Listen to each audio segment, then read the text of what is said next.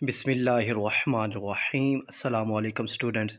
उम्मीद करता हूँ कि आप सब लोग खैरियत से होंगे और ख़ुश होंगे।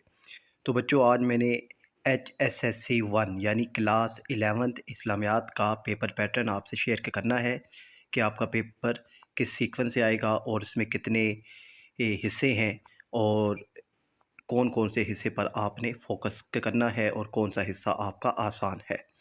तो बच्चों, सबसे पहले आपका आएगा हिस्सा अव्वल, जिसमें आपके पास 10 MCQs होंगे। तो ये जो MCQs हैं, इंशाल्लाह मैं इनके जवाबात भी आपको सोल्व करके बता दूंगा। और फिर बच्चों, इसके बाद आपका आएगा हिस्सा दोम, जो कुल नंबर 10 का होगा और इसमें आपने 5 सवालात लिखने होंगे। हर सवाल के 2 नंबर होंगे। तो आपने अच्छे तरीके से इस पर फोकस करना है।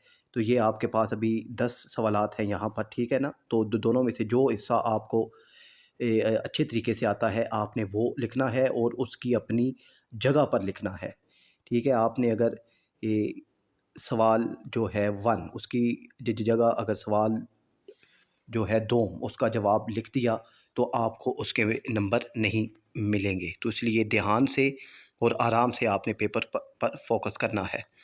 फिर बच्चों, आपका आएगा हिस्सा सोम और ये 16 मार्क्स का होगा और इसमें 2 सवालात आपने लिखने होंगे। तो यहाँ पर बच्चों आपके पास ये 4 सवालात हैं। तो ये चारों सवालात काफ़ी अहम हैं, तो आपने ये चारों सवालात अच्छे तरीके से तैयार करने हैं। फिर आपका आसान हिस्सा है हिस्सा चहारम। हिस्सा चहारम बच्चों को कुल नंबर 14 का होगा।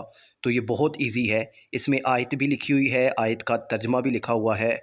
तो आपने अच्छे तरीके से तर्जमे को रीड करना है, पढ़ना है और जो सामने सवालात दिए गए हैं उनके जवाबात देने हैं। तो आपने ध्यान से, और ये जो तर्जमा है वही नहीं लिख देना, बल्कि इसके अंदर कुछ अल्फाज आपने अपने आप से भी लिखने हैं, यानी इसका मफ़हूम आपने लिखना होगा। बस आसान अल्फाज में आप ये समझिए। और फिर बच्चों आपका आएगा अहादीस आएंगी, सवाल नंबर 6 और ये 5 मार्क्स का होगा। तो यहाँ पर भी आयत लिखी हुई हो, हदीस लिखी है, हदीस का जो तर्जमा है वो भी लिखा हुआ होगा। तो आपने अच्छे तरीके से इसके सामने जो सवालात हैं उनके जवाबात देने होंगे। तो इंशाल्लाह आपका पेपर अच्छा हो जाएगा। आपने हिस्सा दोम और हिस्सा सोम पर फोकस करना है। और जो अगर इनमें से किसी सवालात का जवाब बच्चों आपको नहीं मिलता तो आप कमेंट सेक्शन में मुझसे पूछिए, इंशाल्लाह मैं आपको उसका जवाब देने की पूरी कोशिश करूँगा। अपना ख्याल रखिएगा। अल्लाह हाफ़िज़।